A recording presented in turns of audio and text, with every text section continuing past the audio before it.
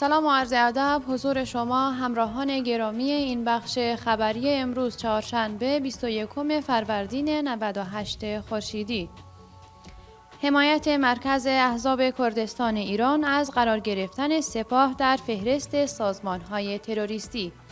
در پی اعلام رسمی قرار دادن کلیت سپاه پاسداران در فهرست یک سازمان تروریستی از سوی دولت آمریکا، در همین راستا سه‌شنبه برابر با 20 فروردین ماه 98 خورشیدی، مرکز احزاب کردستان ایران با انتشار بیانیه‌ای ضمن حمایت از این اقدام آمریکا در جهت قرار دادن سپاه در لیست سازمان‌های تروریستی، آن را اقدامی مؤثر، سازنده و مثبت ارزیابی کرد.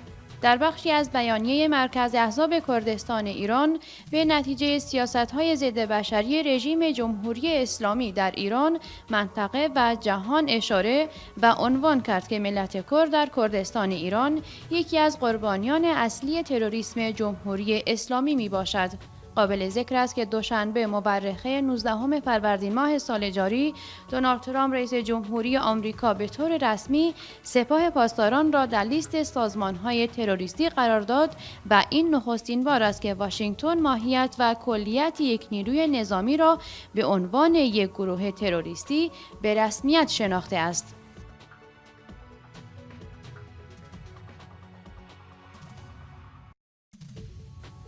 تعطیلی واحدهای پتروشیمی مهاباد، سنندج و ایلام.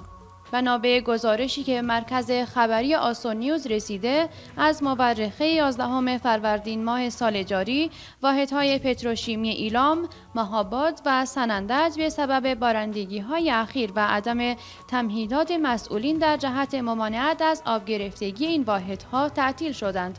اما منابع مطلع علت اصلی تعطیلی شرکت‌ها و واحدهای پتروشیمی ایلام، سنندج و مهاباد را به سبب بحران اقتصادی و فقدان نقدینگی عنوان کردند. دو شهروند کرد بوکانی پس از احضار بازداشت شدند. در تداوم بازداشت‌های گسترده شهروندان کرد در شهرهای مختلف کردستان، طی روزهای گذشته دو شهروند کرد بوکانی با اسامی محمد الیاسی و هیوا قربانی از اهالی روستای قره‌گل از توابع بوکان پس از احضار به پاسگاه قره‌موسالی بازداشت شدند. گفتنی است که این دو شهروند کرد بوکانی به اتهام ارتباط و همکاری با یکی از احزاب کرد اپوزیسیون بازداشت و تاکنون از سرنوشت آنان اطلاع دقیقی در دست نیست.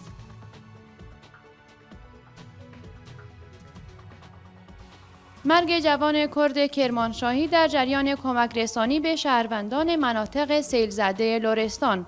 بر پایه تصاویر منتشر شده در شبکه‌های اجتماعی، اخیراً یک جوان کرد کرمانشاهی با هویت بهنام ویسی در جریان کمک رسانی به شهروندان مناطق سیل‌زده لرستان جان خود را از دست داده است.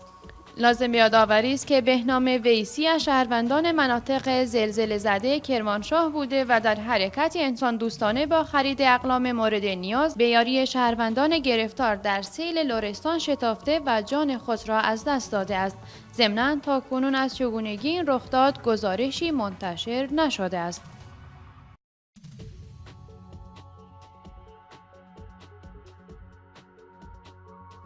سقوط یک بالگرد نظامی در ارومیه. امروز چهارشنبه برابر با 21 فروردین ماه سال جاری، حوالی ساعت 11 ظهر، یک فروند بالگرد نظامی ایران در ارتفاعات منطقه سیلوانا در ارومیه سقوط کرده است. گفتنی است که این بالگرد متعلق به ناجا بوده و در حال جابجایی تعدادی از نیروهای پایگاه دالامپر در منطقه ذکر شده بوده است. تاکنون خبرگزاری‌های حکومتی از جزئیات دقیق این حادثه گزارشی منتشر نکرده‌اند، اما برخی از سایت‌های خبری از کشته و زخمی شدن چندین تن از عوامل حکومتی خبر می‌دهند. با توجه به میلیتاریزه کردن شهرها و روستاهای مختلف کردستان از سوی نیروهای مسلح، احتمال کشته شدن فرماندهان ارشد نظامی ایران نیز در این حادثه وجود دارد.